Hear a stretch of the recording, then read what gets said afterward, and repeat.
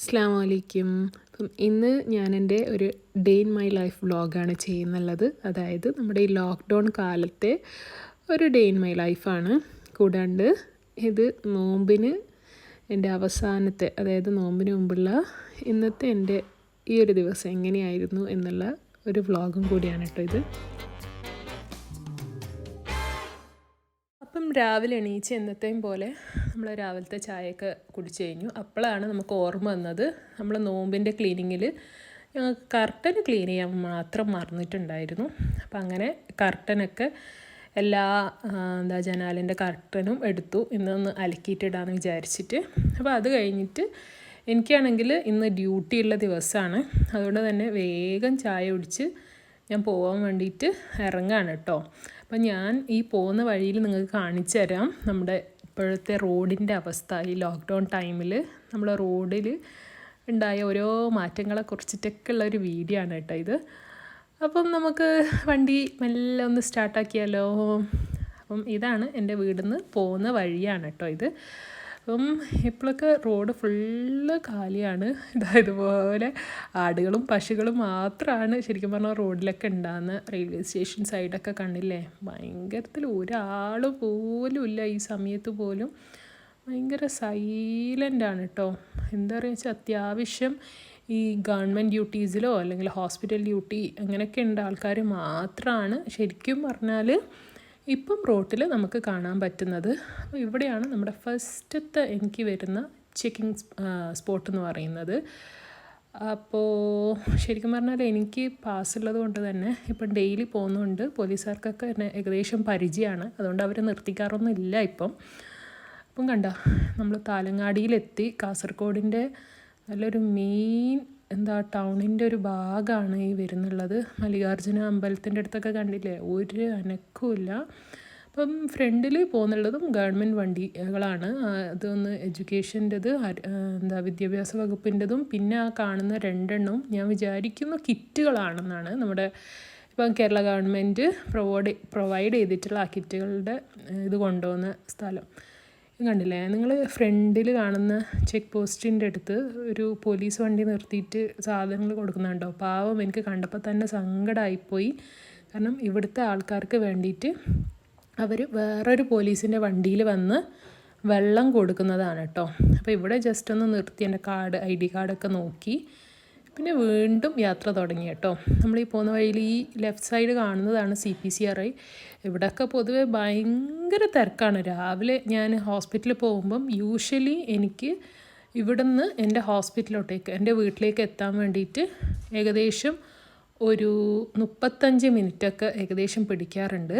ആ സമയത്ത് ഇപ്പോൾ ഈ ലോക്ക്ഡൗണിൻ്റെ ഈ സൈലൻസിൽ വെറും 15 മുതൽ 20 മിനിറ്റിലൊക്കെ ഞാൻ ഹോസ്പിറ്റലിൽ എത്തുന്നുണ്ട് കേട്ടോ. അപ്പോൾ ഇത് നമ്മുടെ ഹോസ്പിറ്റലിലോട്ടേക്ക് എത്താറായി. ഇവിടെയൊക്കെ മൊത്തത്തിൽ ആരുമില്ല. ആകെ എന്താ വെച്ചാൽ ഈ ഇത്രയും അത്യാവശ്യ സാധനങ്ങൾ ഇതാക്കുന്ന എസെൻഷ്യൽ ഗുഡ്സൊക്കെ ക്യാരി ചെയ്യുന്ന കുറച്ച് വണ്ടികളും കാര്യങ്ങളും മാത്രമാണ് ശരിക്കും പറഞ്ഞാൽ റോഡിലുള്ളത്. അപ്പം നമ്മൾ ഹോസ്പിറ്റലിലോട്ടേക്ക് എത്തി. ഇതാണ് എൻ്റെ ഹോസ്പിറ്റൽ.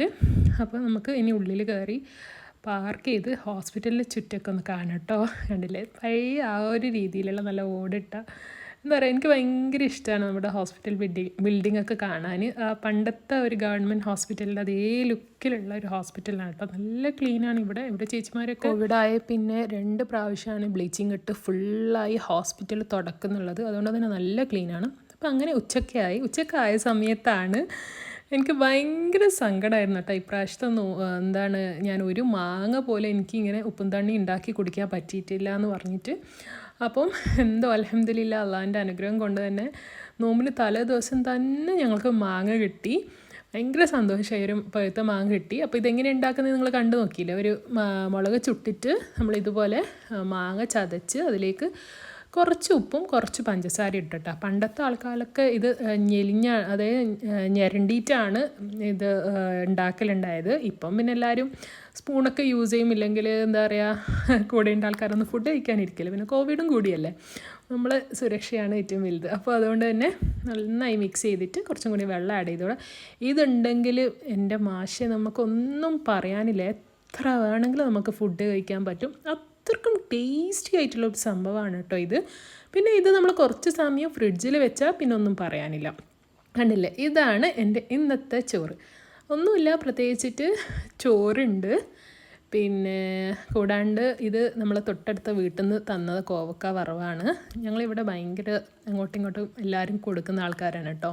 പിന്നെ ഇതെന്ന് വെച്ചാൽ നമ്മൾ നോമ്പിൻ്റെ മസാലക്കൊക്കെ കൊണ്ടുവന്ന ചിക്കൻ്റെ പാർട്സ് കറിയാണ്. പിന്നെ മാങ്ങ ഉപ്പിലിട്ടതുണ്ട്, ഗാർലിക് അച്ചാർ, ഇഞ്ചിപ്പുളി, പിന്നെ ഇത് എൻ്റെ mangaupputhani, പിന്നെ ഉള്ളത് ചെമ്മീനച്ചാറുണ്ട്, അതുപോലെ തന്നെ മാങ്ങ അച്ചാറും കൂടി ഉണ്ട് കേട്ടോ. ഇതൊക്കെ എൻ്റെ തൃശ്ശൂരിലെ ഉമ്മ എനിക്ക് എന്താ പറയുക, ഞാൻ വരുന്ന സമയത്ത് ഉണ്ടാക്കി തന്ന സാധനങ്ങളാണ്. പിന്നെയെന്ന് വെച്ചാൽ നമ്മളിവിടെ ഞാൻ പറഞ്ഞില്ല, ഭയങ്കര സ്നേഹമുള്ള ആൾക്കാരാണ്. അപ്പോൾ അപ്പുറത്തും ഇപ്പുറത്തും എല്ലാ വീട്ടുകാരും എല്ലാവരും വീട്ടിലെ കറികളും കാര്യങ്ങളൊക്കെ കൊണ്ടുത്തരും. അപ്പോൾ അതുപോലെ തന്നെ ഇപ്രാവശ്യത്തെ ഏറ്റവും വലിയൊരു ആഗ്രഹമായിരുന്നു, ചക്ക തിന്നാൻ പറ്റിയിട്ടുണ്ടായിരുന്നില്ല. അങ്ങനെ അതും ഞങ്ങൾക്ക് കിട്ടി ഇന്ന് തന്നെ. ഭയങ്കര സന്തോഷമായിരുന്നു. കാരണം നോമ്പിന് മുമ്പ് ചക്ക കഴിച്ചാലേ ചക്ക കഴിക്കാൻ പറ്റുള്ളൂ, ഇല്ലെങ്കിൽ നമ്മൾക്ക് നോമ്പിന് ഒരിക്കലും ചക്ക കഴിക്കാൻ പറ്റാറില്ല കേട്ടോ, പൊതുവെ നോമ്പ് തുറന്നു കഴിഞ്ഞാലൊന്നും. അപ്പോൾ അങ്ങനെ വൈകുന്നേരമായി. അപ്പോൾ ചായയാണ്. ചായക്ക് നോക്കിയപ്പം ഇത് ഉണ്ടൽക്കം വരിയതെന്ന് പറയും. ഇതും നമ്മൾ വീടിൻ്റെ അടുത്തുള്ള ഒരാൾ കൊണ്ടു തന്നതാണ്. അപ്പോൾ ആൻറ്റി എന്തിനാണ് ഇന്ന് ഉണ്ടൽക്കം ഉണ്ടാക്കിയെന്നറിയില്ല. യൂഷ്വലി ഇത് ഞങ്ങൾ മുഹറം 10-നൊക്കെയാണ് ഉണ്ടാക്കാറ്. അപ്പോൾ അതെല്ലാം കഴിഞ്ഞ് കണ്ടില്ലേ, പുറത്ത് നല്ല കാറ്റാണ് കേട്ടോ. രാവിലെയൊക്കെ കുറച്ച് ചൂടുണ്ടെങ്കിലും ഞങ്ങൾ ഒരു സൈഡിൽ നിന്ന് നല്ല കാറ്റായിരിക്കും. അപ്പം നോക്കുമ്പം കുട്ടികളൊക്കെ അവിടെ, നമ്മളെ വീടിൻ്റെ ചുറ്റുള്ള കുട്ടികളൊക്കെ ആട്ടോ ഇത്. അവരൊക്കെ അവിടെ ഗോരിയൊക്കെ കളിക്കുകയാണ്, ഒരു എന്താ സൈഡ് ഐറ്റം ബാക്കിയുള്ള. അപ്പോൾ ലോക്ക്ഡൗൺ പ്രമാണിച്ചിട്ട് എല്ലാവരും ഇതുപോലെ വൈകുന്നേരം ആകുമ്പോഴാണ് വീടിൻ്റെ അടുത്ത് നിന്നിട്ട് ഇപ്പുറത്തേക്ക് നിന്നിട്ടാണ് സംസാരിക്കാൻ. അപ്പോൾ വീണ്ടും നമ്മൾ വേറൊരു വീട്ടിലെ കുട്ടി നമുക്കൊരു അപ്പം കൊണ്ട് വന്നിട്ടുണ്ട്. അതെന്ത് പലഹാരമാണെന്നുള്ളത് ഞാൻ കാണിച്ചു തരാം കേട്ടോ. അപ്പോൾ കുട്ടികളുടെ കളി കണ്ടിട്ട് ഞാൻ ആകെ ഇങ്ങനെ ഇരിക്കുകയായിരുന്നു. നമ്മൾ പണ്ടൊക്കെ കളിച്ചുകൊണ്ടുണ്ടായ കളികൾ ഇപ്പോൾ കുട്ടികൾ വീണ്ടും ഒന്ന് പഠിച്ചു തുടങ്ങുന്നുണ്ട്. കാരണം ഉമ്മമാരൊക്കെ മൊബൈൽ കൊടുക്കാൻ സമയമില്ല, കാരണം അവർക്കും ഇപ്പോൾ യൂസ് ചെയ്യണം ലോക്ക്ഡൗൺ ആയത് കാരണം. അതുകൊണ്ട് തന്നെ മക്കളൊക്കെ ഇപ്പോൾ സാധാരണ കളികളൊക്കെ പഠിച്ചു തുടങ്ങി. നല്ല രസമല്ലേ കാണാൻ. പിന്നെ അതേ സമയത്ത് തന്നെ നമ്മൾ ഇതേ വൈകുന്നേരമാണ് വീടിന് തെങ്ങിനൊക്കെ വെള്ളം അടിക്കുന്നുള്ളത്. അപ്പം ഇതായിരുന്നു നമ്മുടെ, ഞാൻ പറഞ്ഞില്ലേ, തൊട്ടടുത്ത വീട്ടിലെ ആൻറ്റി കൊടുത്തയച്ച അപ്പാണിത്. ആൻറ്റി എന്ന് പറയുന്നത് തൊട്ടടുത്ത വീട്ടിലേന്നൊന്നും പറയാനില്ല കേട്ടോ, എൻ്റെ റിലേറ്റീവാണ്. കൂടാണ്ട് എൻ്റെ സെക്കൻഡ് മോം എന്ന് വേണമെങ്കിലും പറയാം. കാരണം ആൻറ്റി ആയിരുന്നു എന്നെ വളർത്തിയതും ഒക്കെ. ഭയങ്കര കൂട്ടാണ്. ഞങ്ങൾ ഭയങ്കര എന്നെ ആൻറ്റിയുടെ മോളെ പോലെയാണ് നോക്കിയത്. ആൻറ്റിക്കൊരു മോളുണ്ട്, അത് എൻ്റെ ഉമ്മയാണ് വളർത്തിയിരുന്നതൊക്കെ.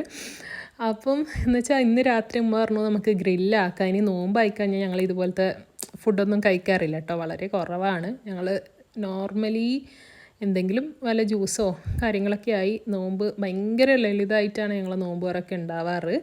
യൂഷ്വലി മലബാറുകാരുടെ നോമ്പ് തുറ ഞങ്ങൾക്ക് ഉണ്ടാവാറില്ല, കുറവാണ്. കാരണം ഒന്നാമത് ആണുങ്ങളൊന്നുമില്ല, ഞാനുമ്മേ ഉള്ളൂ. അപ്പോൾ അതുകൊണ്ട് തന്നെ ഞങ്ങൾ ഭയങ്കര ലൈറ്റായിട്ട് ഫുഡ് കഴിക്കും. പിന്നെ ഒരു സ്നാക്കിൻ്റെ ഒരു പീസൊക്കെ വെച്ചിട്ടാണ് നമ്മൾ പൊരിച്ചെടുക്കാറ്. അതുകൊണ്ട് തന്നെയാണ് ഫ്രീസ് ചെയ്ത് സ്നാക്സൊക്കെ ഉണ്ട്, അതൊക്കെ ഓരോന്ന് വെച്ച് നമ്മൾ ഇതാക്കിയെടുക്കും. അപ്പോൾ ഇന്ന് മലായി ചിക്കൻ ഉണ്ടാക്കാമെന്ന് വിചാരിച്ചിട്ട് ചിക്കനൊക്കെ പരക്കി വെച്ചിട്ടുണ്ട്. ഇപ്പം ഞാൻ ഓവൻ ചൂടാവാൻ വേണ്ടിയിട്ട് ഇട്ടിട്ടുണ്ട് കേട്ടോ, പ്രീ ഹീറ്റ് ചെയ്യാൻ വേണ്ടിയിട്ട്. അപ്പോൾ ഓവൻ പ്രീ ഹീറ്റ് ആയി കഴിഞ്ഞു. അപ്പോൾ നമുക്ക് ഇതിനൊന്ന് ഓവനിലോട്ടേക്ക് മാറ്റാം. അപ്പം ഇപ്പോൾ ഏകദേശം സമയം 7 മണിയായി കേട്ടോ. അപ്പം മഗ്‌രിബൊക്കെ കഴിഞ്ഞു. നമ്മളിനി ഇപ്പം ഞാൻ മഗ്‌രിബ് കഴിഞ്ഞ പാടാണ് നമ്മുടെ ചിക്കൻ ഇത് വെച്ചിട്ട് ഓവനിലോട്ടേക്ക് വെച്ച് തിരിച്ചു പോവാണ്. ഇനി ഖുർആനൊക്കെ ഓതി കഴിഞ്ഞ് തിരിച്ച് വരുമ്പോഴേക്കും നമ്മുടെ ചിക്കൻ റെഡി ആയിട്ടുണ്ടാവും. അപ്പം ഞാൻ വന്ന് ഇടയ്ക്ക് ഒന്ന് തിരിച്ചിട്ടൊക്കെ കൊടുത്തിട്ടുണ്ടായിരുന്നു. ഇപ്പോൾ ചിക്കൻ റെഡി ആയിട്ടുണ്ട്. ഞാൻ കാണിച്ചു തരാം എങ്ങനെയെന്ന്. മൊത്തത്തിൽ 35 മിനിറ്റ് ആകുമ്പം നമുക്ക് നമ്മൾ മലായി ചിക്കൻ ഓവനിൽ വെച്ചിട്ടാണെങ്കിൽ റെഡി ആയി കിട്ടും കേട്ടോ. അപ്പം നല്ല അടിപൊളിയായിട്ടുള്ള ചിക്കനും ഇതിൻ്റെ കൂടെ പുളിവാളമാണ് ഞങ്ങൾ ഉണ്ടാക്കിയിട്ടുള്ളത്. അപ്പോൾ ഈ പുളിവാളത്തിൻ്റെ റെസിപ്പി എൻ്റെ അടുത്തുള്ള വീഡിയോയിൽ വരുന്നുണ്ട്, റമളാനിൻ്റെ വീഡിയോയിൽ. അപ്പോൾ നിങ്ങളെല്ലാവരും കാണണം. ഇതുപോലെ അല്ല കേട്ടോ എൻ്റെ എല്ലാ ദിവസവും, പക്ഷേ ഇന്ന് റമളാനിൽ തലേ ദിവസം ആയതുകൊണ്ട് മാത്രമാണ് ഇത് കുറച്ച് ഗ്രാൻഡായിട്ടുണ്ടായിരുന്നത്. അപ്പോൾ നിങ്ങൾക്ക് എല്ലാവർക്കും ഇഷ്ടമായിട്ടുണ്ടെന്ന് വിചാരിക്കുന്നു. അപ്പോൾ ഇതെന്ന് വെച്ചാൽ എൻ്റെ ഉമ്മ എൻ്റെ വീടിന് തൊട്ടടുത്തുള്ള വീട്ടിലേക്ക് കൊടുത്തയക്കാൻ വേണ്ടിയിട്ട് പാർസൽ ചെയ്യുന്നതാണ്. അപ്പം ഈ റമളാനിൽ നമുക്ക് സക്കാത്തോ സ്വതക്കയോ ഒന്നും കൊടുക്കാൻ വേറെ രീതിയിൽ പറ്റൂല. അപ്പം ഇതുപോലെ നമ്മുടെ അയൽവാസികൾക്ക് നമ്മൾ ഫുഡ് കൊടുക്കുന്നതും ഒരു ടൈപ്പ് ഓഫ് സ്വതക്ക തന്നെയാണ്. അപ്പം നിങ്ങളെല്ലാവരും അതിനുവേണ്ടി ശ്രമിക്കാം. വീണ്ടും നല്ലൊരു വീഡിയോയിൽ കാണുന്നവരേക്കും ഇറ്റ്സ് മീ നശ്വാന സൈനിങ് ഓഫ്.